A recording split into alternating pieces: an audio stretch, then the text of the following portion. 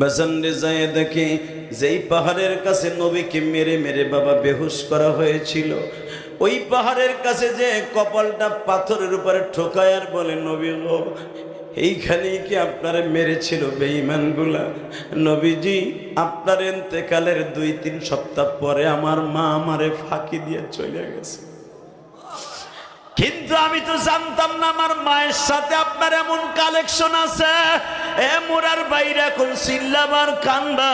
আমি যখনই যাইতে চাইতাম, আমার মা দাঁত ভাঙার পরে আমারে বলছিল, ওয়াইজ রে, আমি যে তোরে যাইতে দেই নাই নবীর কাছে, কেন জানোস? কে?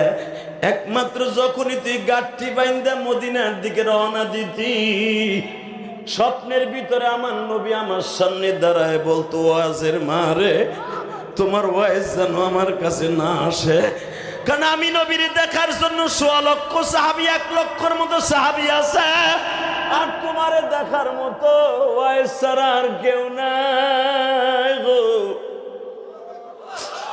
আমি নবী জীবনে মার খেদমত করতে পারি নাই।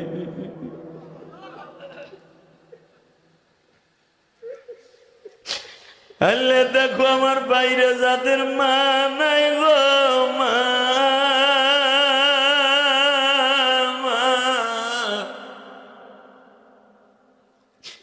এই কমিটির মধ্যে কোন যুবকের জানো বাবা নাই?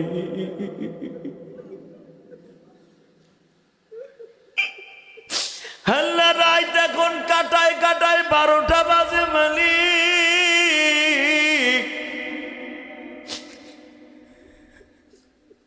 এই গভীর রাত্রে যাদের চোখ দিয়া মায়ের কথা মনে করে কাঁদবে, এদেরকে তুমি মাফ করে দিবা আল্লাহ।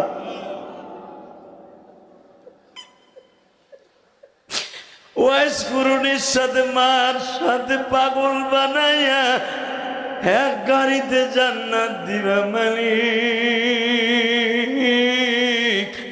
আমি ইলিয়াস রহমান জিহাদির মা নাই গো।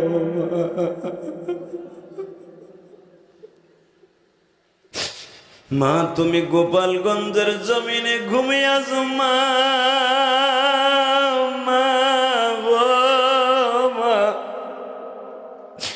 এই দোহারে মহিলা প্যান্ডেলে আমার কোন মায়ের জানো মা নাই, বাবা নাই? ও আমার মহিলা মায়েরা ভালো করে বুঝেন গো মা।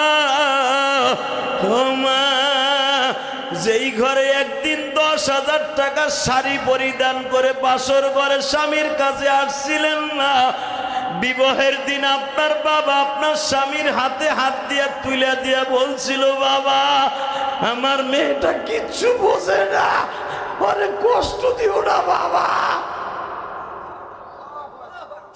ওই বাবাটা আজকে কবরে গো মা, ওই মা আজকে কবরে। কবরটা জান্নাতের বাগান বানাবার জন্য চোখের পানি ছাইরে দাও গো মা। এই রাত 12টার সময় হাত আসমানের দিকে দিয়ে মা বাবার পক্ষে আল্লাহর রাসূল একটা ডাক দাম তো ভাই, জোরে একটা ডাক দেন, ডাক দেন, ডাক দেন, ডাক দেন, ডাক দেন। জানুয়ারির 7 তারিখ, জানুয়ারির 7 তারিখ ডাক দেন রাত 12টার সময়, তুমি মাওলা মাফ করে দাও এই মোরা যুবক রে, মাফ করিয়া উঠাইবা হাসরে। আল্লাহ, এই মাহফিলটা তোমার কাছে রেখে গেলাম, তুমি কিয়ামত পর্যন্ত দেখে রাখবা। আল্লাহু আকবার, জোরে বলেন। আল্লাহ মাহফিলে তুমি দেখে রাখবা। আমার ভাইরা যারা মা বাবার কথা মনে করে কাঁদছে, এদের মা বাবার কবরে আযাব দিও না আল্লাহ। এদের বাবা মার কবরটা জান্নাতের বাগান বানিয়ে দিও। ওই যে আমার বাজান কমিটির লোক গলায় যখন বেয়াজ আছে, হয়তো মার কথা মনে করে ভাবতেছে যে হাদি সাহেব তুমি তো আমার ছেলের মতো বাবা, আমিও ছোট্টকালে মা হারাইছে, আমার মা কবরে কেমন আছে জানি না। আল্লাহ, পিছনে আমার এক ভাই অজরে কাঁদতাছে মাহফিলের শুরু থেকে নিয়া, আল্লাহ এদের বাবা মাকে তুমি মাফ করে দিও, কবরটা জান্নাতের বাগান বানায় দিও। আল্লাহ এই মাহফিলকে কিয়ামত পর্যন্ত কায়েম ও দায়েম রেখে দিও। সবাই ভালো থাকেন, আল্লাহুম্মা আমিন। ربنا ظلمنا أنفسنا وإن لم تغفر لنا وترحمنا لنكونن من الخاسرين ربنا فاغفر لنا ذنوبنا وكفر عنا سيئاتنا وتوفنا مع الأبرار رب العالمين এই রাত 12টার সময় বাক্কা 2 ঘন্টা আলোচনা করছি মালিক, এই মাহফিলের মধ্যে কার যেন জনম দুঃখিনী মা নাই। আল্লাহ আমার মতো 12 বছর বয়সে, 20 বছর বয়সে, 10 বছর বয়সে মা হারাইয়া মায়ের কথা যখনই শুনে তখনই কাঁদে।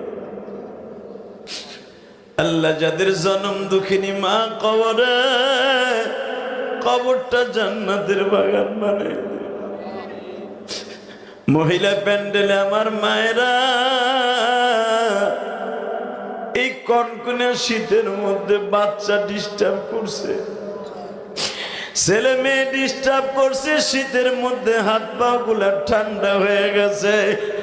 আমার বৃদ্ধা মা যায় নাই গো মালিক, আমার বৃদ্ধ বাবাজিরা ময়দানটা ছেড়ে যায় নাই। আমার কলিজার টুকরা নাইবি নবী আলেম ভাইরা 2 ঘন্টার উপরে আমি গুনাহগারের ওয়াজ শুনলো বসে বসে। আমি জানি না আমার কোন আলেম ভাইয়ের জানো মা নাই বাবা নাই গো।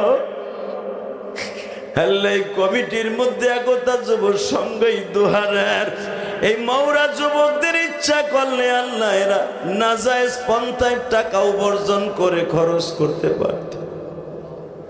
আল্লাহ এই মৌরা যুব সংঘকে কবুল করো, এদের বাবা মাকে মাফ করো। আল্লাহ কয়েকটা ছেলে পাগলের মতো আমার নিয়ে আসছে, আমার পিছে পিছে হাঁটে আর বলে হুজুর আপনার অনেক ভালোবাসি। আল্লাহ যারা